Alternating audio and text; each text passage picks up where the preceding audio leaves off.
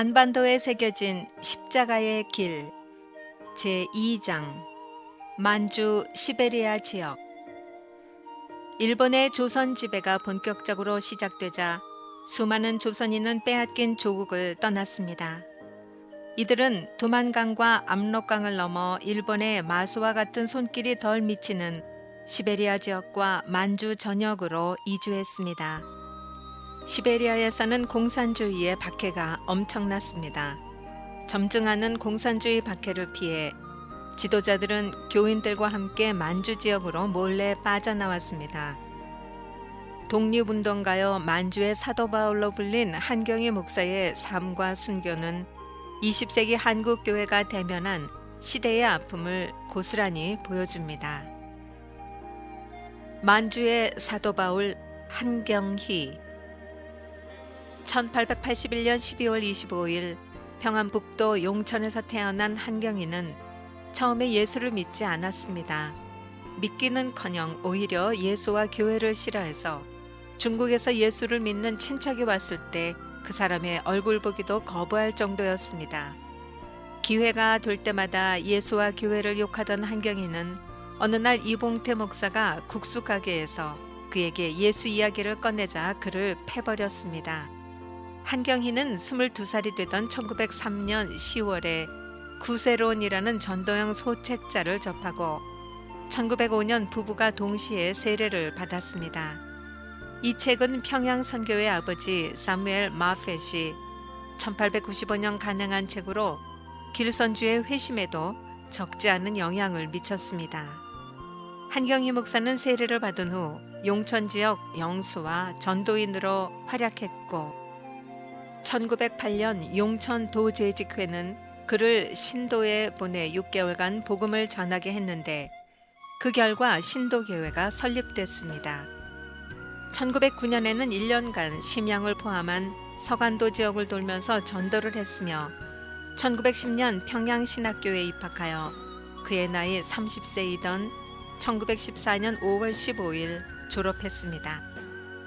신학교를 졸업한 한경희 목사는 1915년 서간도 삼원보 지역의 전도 목사로 파송되어 본격적인 서간도 사역을 시작했습니다. 일본의 억압과 수탈을 피해 조선 사람들이 많이 몰려 살던 만주 지역에 그가 눈을 돌린 것은 어쩌면 당연했습니다. 한경희는 고통과 억압받은 동포들이 그리스도 안에서 산 소망을 발견하기를 희망했습니다. 그는 목사로서 복음을 전하고 남만 노회를 설립할 뿐만 아니라 교육을 통한 희망을 심기 위해 삼성여학교와 동명중학교 등의 교장으로 섬기면서 확고한 독립 사상을 가르쳤습니다. 그리고 민족 독립을 구체화하기 위해 서간도에 거주하는 조선인 대표로 상해 임시정부의 승인을 받아 삼원 지역에 군정서를 두는 등 다양한 구국 활동을 했습니다. 온 나라가 만세운동으로 분주했던 1919년 그는 3월 17일 대화사 예배당에서 독립운동을 주도했습니다. 1920년대 들어 중국 거주 한인들에 대한 일제의 간섭과 억압이 노골적으로 진행되자 그는 한인들이 중국 국적을 취득하도록 권면하기도 했습니다. 한경희의 삶은 신앙과 교육과 민족이 철저하게 결합해 있었습니다. 이러한 그의 적극적인 활동은 일본 경찰의 감시 대상이 되었습니다. 한경희는 한인들의 중국 국적 취득 활동과 독립사상 고취 운동 죄목으로 1928년 체포되어 3년형을 받아 신의주 형무소에서 복역했습니다. 그의 첫째 아들 한청옥은 한경희가 신의주 형무소에 갇혀 있는 동안 공산당에게 암살을 당했습니다.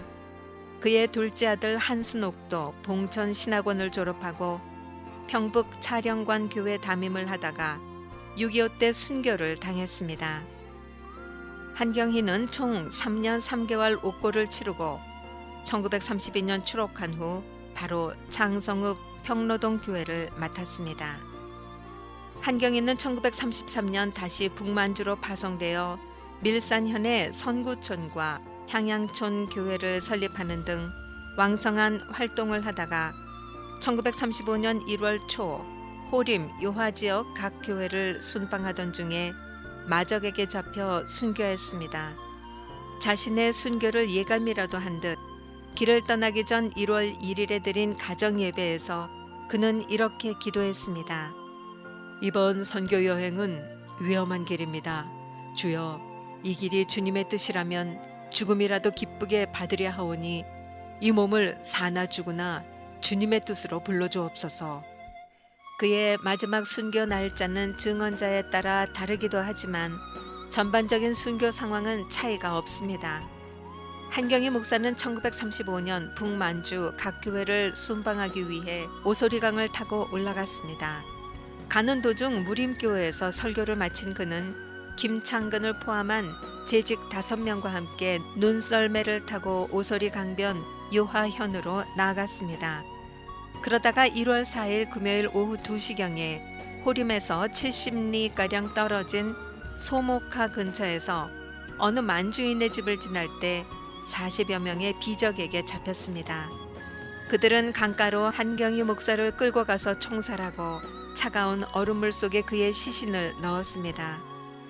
당시 유일하게 살아남은 이낙섭은 한경희 목사가 남긴 마지막 말을 기억했습니다. 오 주여, 이 작은 영혼을 받으시옵소서. 만주 순교를 소원하면서 주님의 품에 안겨 더 큰 위로를 소망했던 사람, 서간도와 북만주의 선고자여 선교사여 순교자였던 한경희 목사는 그렇게 하나님의 부르심을 받았습니다. 조선 예수교 장로회는 1935년 9월 10일 총회 기간 중에 한경희 목사의 추도식을 거행했고 그의 순교 61년이 훌쩍 넘은 1996년 8월 15일에 건국 훈장 애국장을 추서했습니다.